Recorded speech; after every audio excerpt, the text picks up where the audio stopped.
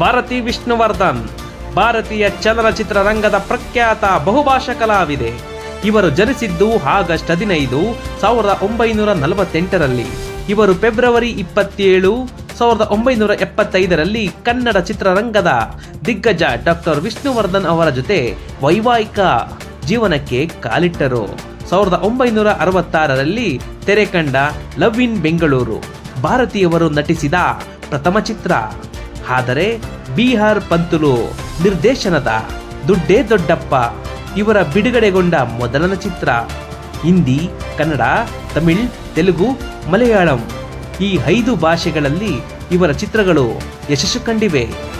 ಕನ್ನಡದಲ್ಲಿ ರಾಜ್ಕುಮಾರ್, ಕಲ್ಯಾಣ್, ಉದಯ್ ಕುಮಾರ್, ವಿಷ್ಣುವರ್ಧನ್, ಅನಂತ್ನಾಗ್, ರಾಜೇಶ್.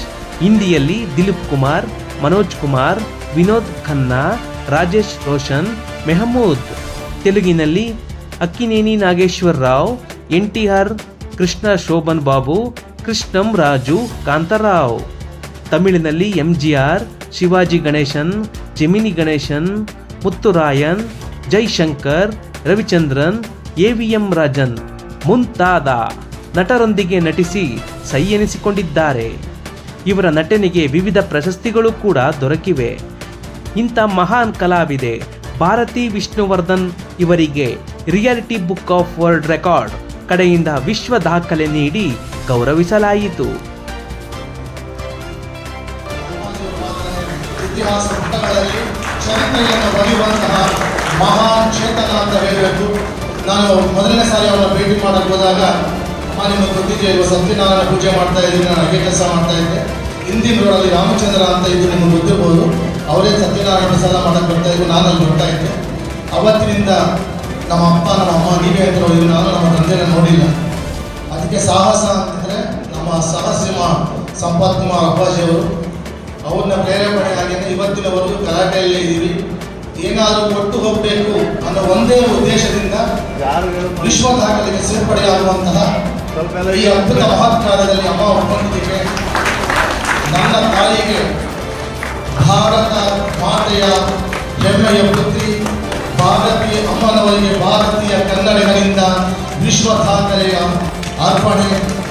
ನಮ್ಮ ರಾಜ್ಯದ ನಮ್ಮ ದೇಶದ ಲಾಂಛನವನ್ನು ಕೊಟ್ಟು ಆ ಮಹಾತಾಯಿಗೆ ಇವರ ತ್ಯಾಗಕ್ಕೆ ಕೊನೆಯಿಲ್ಲ. ಇವರು ಮಾಡದೇ ಇರುವಂತಹ ಪಾತ್ರಗಳಿಲ್ಲ, ಇವರು ಮಾಡದಿರುವಂತಹ ಸಹಾಯ ಇಲ್ಲ, ಯಾರಿಗೂ ಅದು ಗೊತ್ತಾಗೋದಿಲ್ಲ. ಅದಕ್ಕೆ ಇವತ್ತಿನ ದಿವಸ ನನ್ನ ತಾಯಿ ಹಾಗೂ ನನ್ನ ತಂದೆಗೆ ನಾವು ಅರ್ಪಿಸುತ್ತಿರುವ ಈ ವಿಶ್ವ ದಾಖಲೆ ಒಂದಲ್ಲ, reality book of world record ಅಂತ ಒಂದಿರುತ್ತೆ. ಅದ ನಂತರ ಅಮೇರಿಕಾದಿಂದ ಅಪ್ಪಾಜಿಗೆ ಹಾಗೂ ಅಮ್ಮನಿಗೆ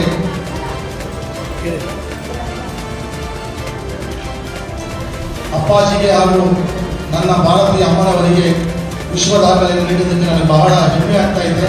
ಅಮ್ಮ, ನಾವು ನಿಮಗೇನು ಕೊಡೋಕ್ಕೆ ಸಾಧ್ಯವೂ ಇಲ್ಲ, ಆ ಯೋಗ್ಯತೆಯೂ ಇಲ್ಲ.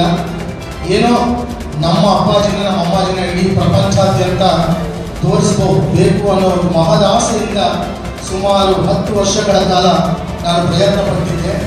ಅದನ್ನು ಸಾಕಾರ ಮಾಡಿದವರು ಸಾಮ್ರಾಟ್ ಕೃಷ್ಣರವರು ಯಾವಾಗಲೂ ಚಿರಋಣಿಯಾಗಿದ್ದರು. ಹಾಗೂ ಶ್ರವಣ ಚಿರಋಣಿಯಾಗಿ